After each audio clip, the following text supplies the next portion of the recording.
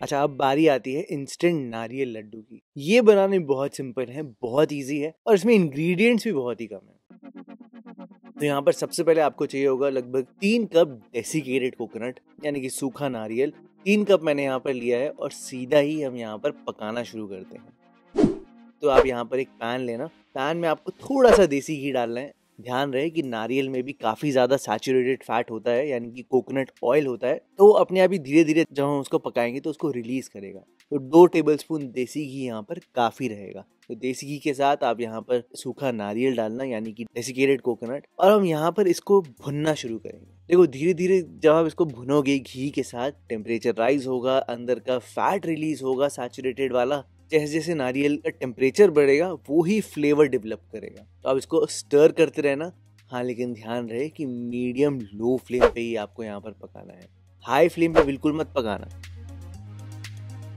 आप नोटिस करोगे कि सारा घी तो मिल चुका होगा नारियल के साथ, लेकिन नीचे हल्का सा मॉइस्चर जैसा कुछ रिलीज होने लगेगा। वो बेसिकली नारियल का फैट है, वो रिलीज आपने करना है। हाँ, लेकिन ध्यान रहे कि यहाँ पर इसको जलाना नहीं है, ब्राउन कलर लेकर नहीं आना नारियल से। और अगर आप पहले से कंपेयर करो शुरुआत से अभी, तो आप देख सकते हो कि कलर में भी काफी वेरिएशन आ चुका है इस सूखे नारियल में। तो बस अब आपने यहाँ पर दूध डालना है। आप अब यहाँ पर दूध को अच्छे से मिलाना शुरू करना नारियल के साथ, स्टर करते रहना क्योंकि जलने के चांसेस काफी हो जाते हैं। अब इसको अच्छे से स्टर करते रहना और धीरे धीरे करके ये सारा एक दूसरे के साथ जुड़ने लग जाएगा। तो पहले जब हमने ड्राई रोस्ट किया था घी में, तो बेसिकली हमने भुनाई करी और जो एक्सेस मॉइस्चर था सूखे नारियल में वो निकाला। फिर अब हमने इंट्रोड्यूस कर दिया मॉइस्चर दूध के फॉर्म में और दूध को उसके साथ ब्लूम कर दिया। जी हाँ, बिल्कुल यही किया हमने। ओके, नेक्स्ट अब आपने डालनी है यहाँ पर चीनी। चीनी का काम बेसिकली मिठास पहुंचाना तो है ही है बिल्कुल, लेकिन मॉइस्चर पहुंचाना भी है, ये भी होता है चीनी का काम। तो अब यहाँ पर चीनी डालना और चीनी को अच्छे से मिलाना शुरू करना। धीरे धीरे करके जैसे जैसे आप मिलाते जाओगे चीनी पिघलने लग जाएगी, और जैसे जैसे चीनी पिघलेगी वैसे वैसे ये आपका नारियल का बुरादा और गीला होता जाएगा। हो गया ना? तो अब धीरे धीरे करके यहाँ पर भुनाई करते रहना चीनी के साथ, और चीनी के साथ साथ नारियल भी और भुन जाएगा। और आपने तब तक बेसिकली यहाँ पर भुनाई करनी है जब तक इसमें से मॉइस्चर कम होना शुरू नहीं होता, नहीं तो आपके लड्डू एकदम कुछ ज़्यादा ही सॉफ्ट बनेंगे। और थोड़ी देर बाद जैसे ही मॉइस्चर थोड़ा सा कम होना शुरू हो जाए, आप यहाँ पर मिल्क पाउडर डाल देना। मैंने बस यहाँ पर आधा कप मिल्क पाउडर डाला है, काफ़ी होगा यहाँ पर। अगर आप बहुत ज़्यादा मिल्क पाउडर डाल दोगे तो उसके दांतों में चिपकने के चांसेस बहुत ज़्यादा हो जाते हैं, जिसकी वजह से वो अच्छा नहीं लगता है इतना। अब यहाँ पर देखो जैसे ही मैंने मिल्क पाउडर डाला सब कुछ कैसे बहुत अच्छे से जुड़ने लग गया है। तो बस यही स्टेज तक आपको अच्छे से भुनाई करनी थी और आपका नारियल का लड्डू पूरा तैयार है। अच्छा, अब इसको थोड़ा सा ठंडा होने के लिए छोड़ देते हैं, और ठंडा जैसे ही होगा तो ये और थोड़ा सा सूखने लग जाएगा। और थोड़ी देर ठंडा करने के बाद मैंने यहाँ पर अपने नारियल के लड्डू का मिक्सचर रखा है, साथ साथ मैंने थोड़ा सा सूखा नारियल लिया है इसको कोट करने के लिए। और अब आप ऐसी एक कटोरी सी लेना या एक इक्वल साइज का चम्मच सा ले लेना, ताकि सारे जो लड्डू हैं एकदम इक्वल साइज के बने, और एक करके आप ऐसे इनको निकाल लेना। और फिर आपने अपने हाथों में इनको अच्छे से रोल करना है। ध्यान रहे थोड़ा सा गर्म ही होना चाहिए, एकदम ठंडा हो जाएगा तो इवन शेप नहीं आएगी, हल्का सा गर्म ही होना चाहिए तभी एकदम परफेक्ट शेप आएगी। ये देखो, और रोल करने के बाद बस आपने इसको सूखे नारियल में हल्का सा कोट करना है, एंड दैट्स इट। आपकी सूखे नारियल की इंस्टेंट मिठाई पूरी तैयार है ना? बहुत ही सिंपल।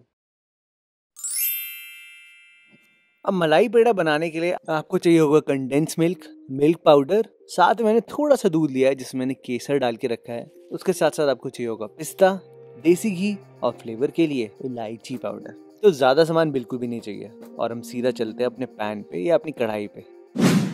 मैंने यहाँ पर नॉन स्टिक पैन लिया है, लेकिन आप चाहो तो आप कोई हैवी बॉटम पैन भी ले सकते हो, और नॉन स्टिक कढ़ाई में इसको बनाना बहुत ही आसान हो जाता है। तो आप कढ़ाई में डालो थोड़ा सा देसी घी, देसी घी के साथ साथ आप यहाँ पर सारा कंडेंस मिल्क भी डाल देना। अब इसको अच्छे से मिक्स करो, बहुत अच्छे से स्टर करो जब तक घी और कंडेंस मिल्क अच्छे से मिल नहीं जाता। अब यहाँ पर धीरे धीरे करके अपना मिल्क पाउडर डालेंगे, एक साथ मत डाल देना आप यहाँ पर सारा मिल्क पाउडर, आप यहाँ पर धीरे धीरे करके ही डालना। पहले मैंने यहाँ पर 1/4 कप डाला है, फिर मैंने उसको अच्छे से मिक्स किया है, और मेरे को इतना ज़्यादा था कि लम्स बिल्कुल भी ना आए, इसलिए मैंने यहाँ पर विस्क को यूज़ किया है। ये देखो, अब जब मैंने दूसरी बार डाला मिल्क पाउडर तो मैं इसको विस्क से स्टर कर रहा हूँ। आप भी ऐसा कर सकते हो, इससे बेसिकली लम्स कम से कम आएंगे। लेकिन अगर आपके पास विस्क नहीं है तो आप घबराना बिल्कुल भी मत, बाद में हम ऐसा कुछ ज़रूर करेंगे जिससे लम्स सारे गायब हो जाएंगे। तो आप इसको अच्छे से विस्क करो। अब मैंने यहाँ पर डाला है आखिरी लॉट मिल्क पाउडर का, और अब आप देखो ये कितना थिक हो गया है। बस आपको इसको यहाँ पर तब तक पकाना है जब तक ये अच्छे से मिक्स नहीं हो जाता। ध्यान रहे बिल्कुल भी हाई फ्लेम पे नहीं पकाना, मीडियम लो फ्लेम पे ही पकाना है। और अगर आप यहाँ पर स्पैचुला या कोई करछी यूज कर रहे हो तो आप इसको अच्छे से प्रेस करते रहना कढ़ाई के तले से ज़्यादा लम्स गायब हो जाने चाहिए। तो यहाँ पर मिल्क पाउडर को अच्छे से कंडेंस मिल्क और घी के साथ मिला देना, बस इतना सिंपल है।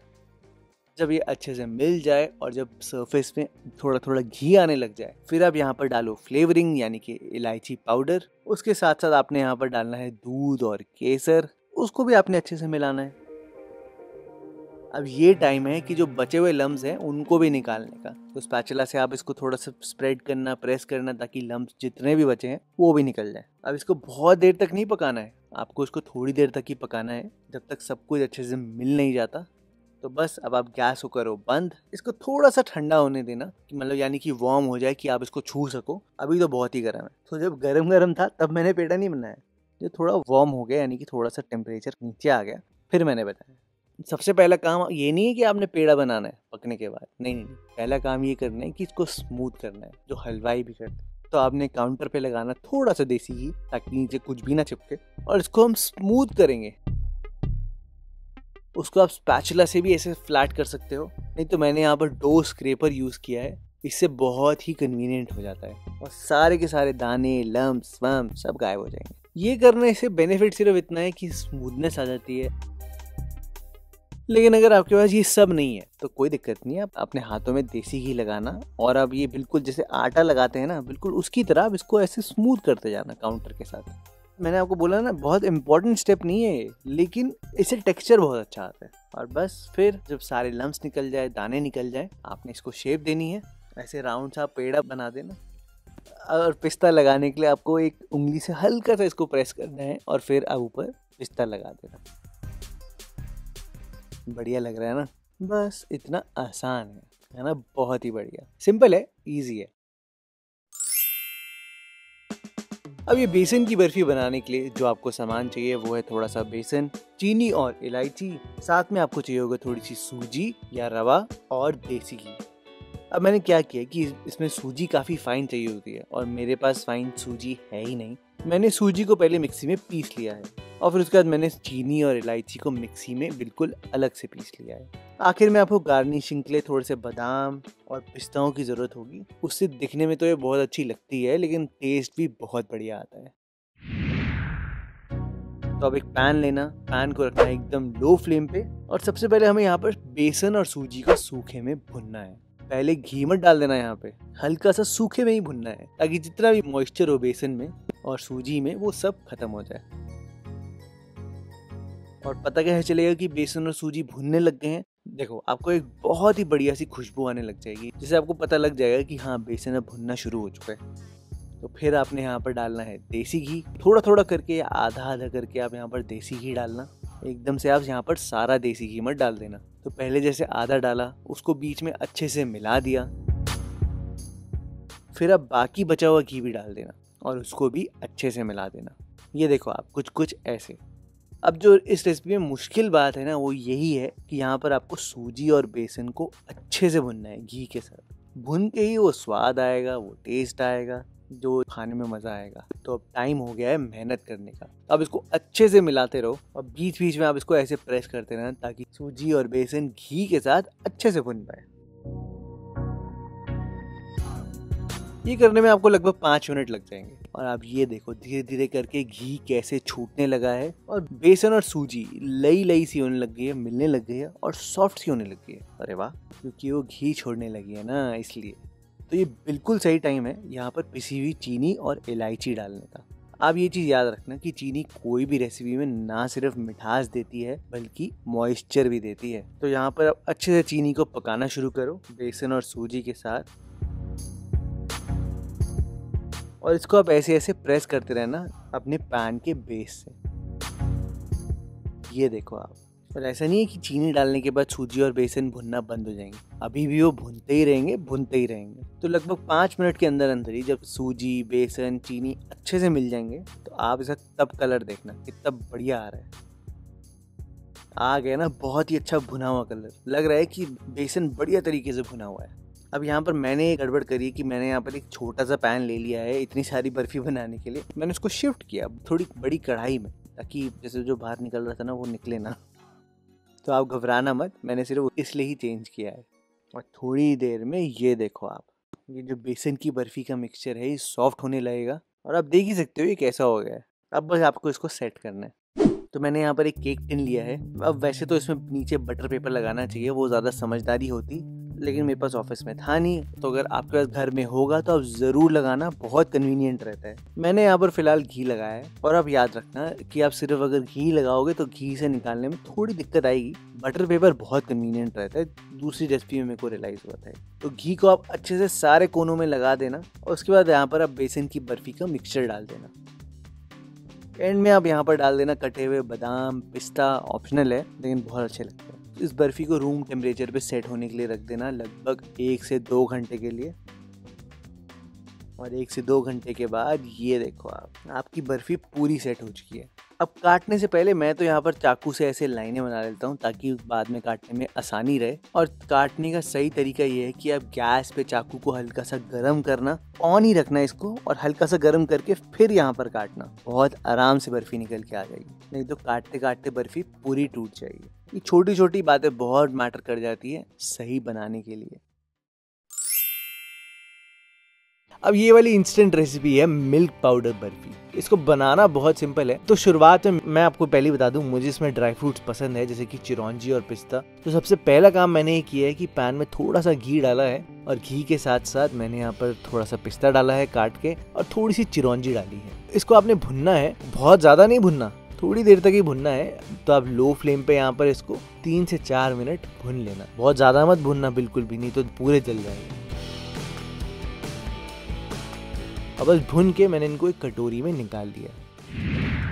अच्छा फिर अब यहाँ पर शुरू करते हैं बर्फी को बनाना। तो बर्फी के लिए सबसे पहले आपने यहाँ पर डालना है देसी घी। घी डालना तो बहुत ज़रूरी है, लगभग 1/4 कप से लेके ½ कप के बीच में, इतना आपको देसी घी चाहिए होगा। फिर मैंने यहाँ पर डाला है दूध और उसके साथ साथ काफ़ी सारा मिल्क पाउडर डाला है। अब यहाँ पर इसको आराम से स्टर करना शुरू करना, धीरे धीरे करके सब कुछ अच्छे से मिल जाएगा। इसके साथ साथ मैंने यहाँ पर चीनी भी अभी डाल दी है और सब चीज़ों को साथ में मिलाना शुरू किया है। धीरे धीरे करके आप देखना इसका एक बैटर जैसे बनने लग जाएगा शुरुआत में। और जब आप इसको और मिलाते जाओगे, लो फ्लेम पे आराम से इसको पकाते जाओगे, तो अपने आप ही जैसे जैसे भुनता जाएगा इससे घी अलग होना शुरू हो जाएगा। अब यहाँ पर इसको अच्छे से भुनना, क्योंकि मिल्क पाउडर यहाँ पर सही से भुना हुआ होना चाहिए, तभी बर्फी का टेक्सचर सही आएगा, नहीं तो बर्फी का टेक्सचर सही नहीं आएगा। स्टर करने में थोड़ी सी मेहनत लगेगी, क्योंकि अगर आप इसको स्टर ज़्यादा नहीं करोगे तो नीचे से चिपकने के चांसेस बहुत ज़्यादा हो जाते हैं। तो आप देख सकते हो कि मैं अपना हाथ रोक ही नहीं रहा, स्टर करे जा रहा हूँ ताकि नीचे से बिल्कुल भी ना चिपके, कोई चांस ही ना रहे।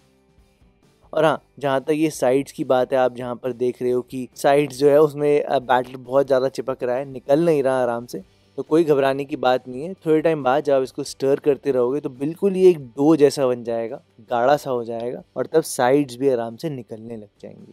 तो बस आप यहाँ पर इसको स्टर करना, आपने और कुछ नहीं करना, यहाँ पर आपने बस स्टर करना।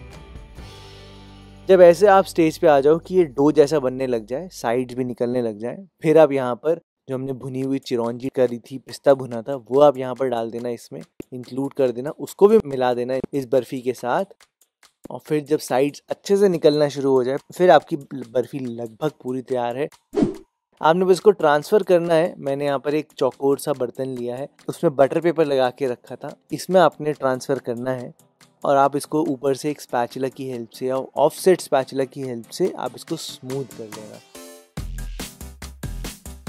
और बस अब हम इसको 2 से 3 घंटे के लिए रूम टेम्परेचर पे छोड़ देंगे ठंडा होने के लिए। और ठंडे होने के बाद अब आप देखो बटर पेपर का कमाल। बेसन वाली बर्फी में बटर पेपर यूज़ नहीं किया था ना लेकिन इसमें किया है। और आप देखो बटर पेपर का कमाल, यूँ पकड़ के आराम से ही बर्फी बाहर आ जाती है। तो मैंने थोड़ी सी साइड्स एजेस क्लीन कर दी हैं और यहाँ पर गार्निशिंग के लिए ऊपर मैं यहाँ पर चांदी का वर्क लगाऊंगा। वर्क लगाना आप, और अब इसको आप आराम से बर्फी के शेप में काट सकते हो, है ना, बहुत ही बढ़िया। और अब ये देखो इसका टेक्सचर, सही बनाया ना टेक्सचर, तो इसको बनाना बिल्कुल बनता है।